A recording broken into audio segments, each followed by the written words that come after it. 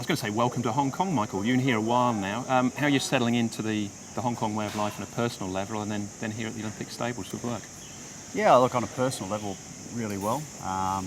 Been here about 6 weeks, I guess now.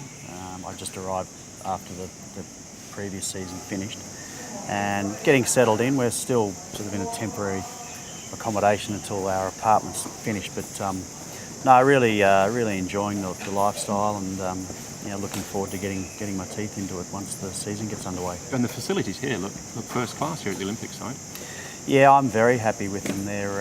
It's a very relaxed atmosphere, and the boxes are nice and open and airy. So on that front, I couldn't be happier.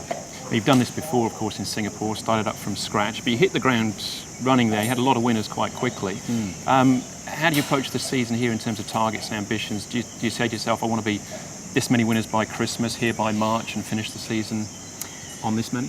Yeah, I haven't sort of really set any specific goals. I don't want to put sort of any unnecessary pressure on myself.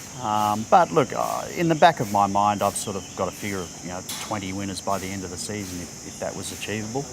If it's better than that, then even better. But I'm not going to rush into things. I'm certainly just going to take my time. I'm still getting to know a few of the older horses that have transferred from other stables from previous year. And obviously the new horses are going to take a little while to allow them to acclimatise and get them to race fitness. So I'll be relatively quiet in the early part of the season, I would imagine, and hopefully sort of once we get 3 or 4 months in, I'll start to get a few more regular runners. Yeah, so not the shotgun approach, certainly. And there's no runners on day one, so when will we see it when the first Freedman run is? Happy Valley or the following Sha Tin meeting? Following Sha Tin meeting, fingers crossed. I've got 2, possibly 3 penciled in for that meeting, so if we have a good sort of week or 10 days, then that's probably when I'll have my first runners. All right. Some dark horses, some up and running. Can we go and have a look at a few? Yeah, for sure. Inside then, Michael, it's air conditioning is a welcome relief if nothing else. Yeah, for trainer and horses. Absolutely. How many do you start with then for the new season? At the moment we've got 40, and there's a few more on the way over the next couple of months. So hopefully by sort of end of September, October, we'll be sort of around the 50 mark. Yeah, and a mixed bag to start with. Lots of horses coming in from the Southern Hemisphere, but a horse like Bad Boy looked very progressive last year for John Moore. How's he fitting in?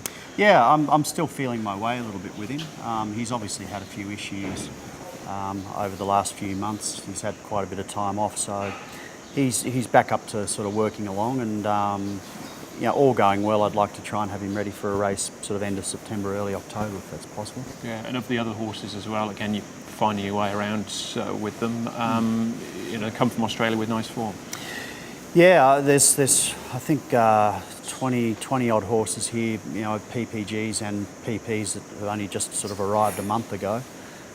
So they're very early in their preparations, but there's a few there with good solid form, on some of those Sydney tracks and Melbourne as well. So hopefully some of them will be ready to start trialling, about early October, something like that. Yeah, who's this one that's interested in what's going on? Yeah, he's actually a really kind sort of horse. His race name in Sydney was Tornadic. Right. He's a Starcraft, he's been a good stallion up here.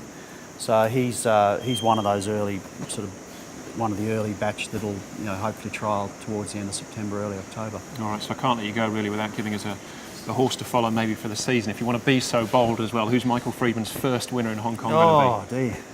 I wouldn't want to be bold enough to predict the first winner, but there's a few that are getting close to the races. So an old horse called Silverfield. Yeah. I'm sort of happy with how he's shaping up at the moment.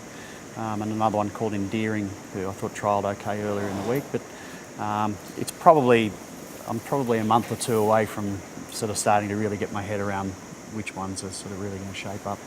All right, well, best of luck anyway. We look forward to seeing the runners on the track. Thanks very much.